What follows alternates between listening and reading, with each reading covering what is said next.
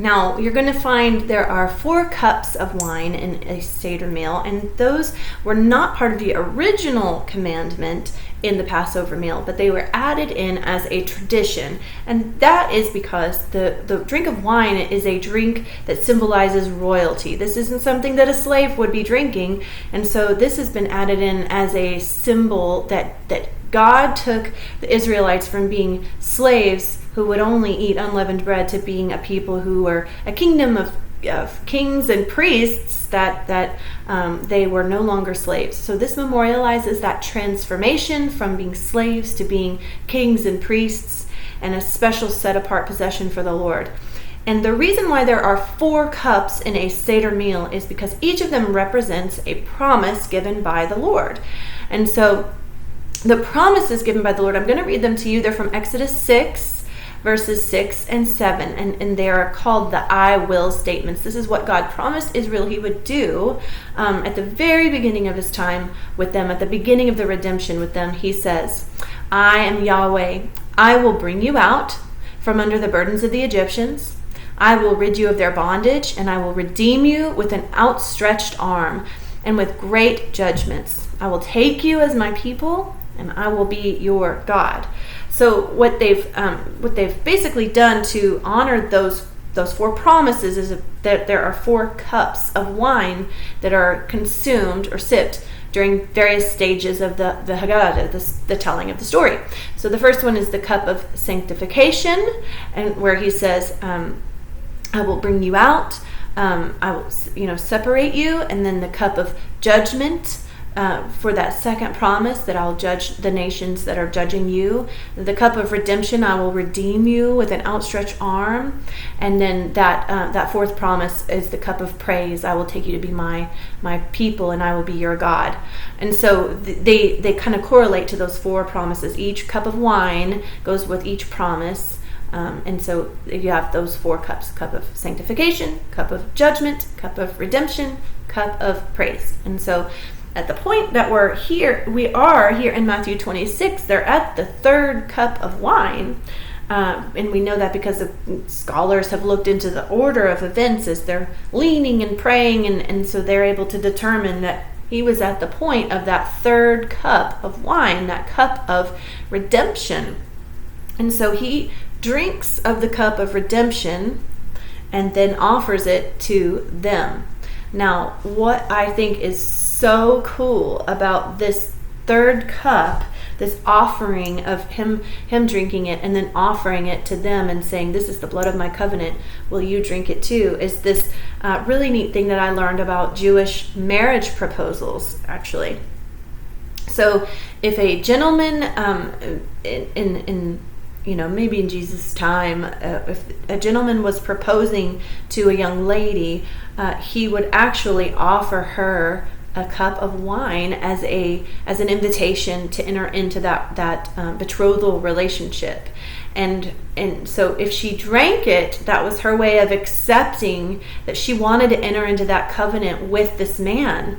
And if she declined to drink, that would mean that she's rejecting the proposal. She does not want to be in that marriage covenant relationship with this man. And I think that is so interesting that Jesus would not only drink of the cup, but also offer it to the believer, to the follower, and say, I want to be in a covenant with you, and I'm willing to do whatever it takes to lay my life down in order to enter into this covenant with you. I want to enter into a marriage covenant with you. Do you accept? And then it was calling for a response to accept that covenant and to drink that cup, or to say no, thank you. And so that's just a beautiful kind of a similarity that there is between this Passover activity and a marriage proposal. And I think it's interesting that he says, I'm not going to drink from this cup. Again, he says, I'm not going to drink the 4th cup of wine, which is the cup of praise, until I drink it anew with you and with my Father in heaven.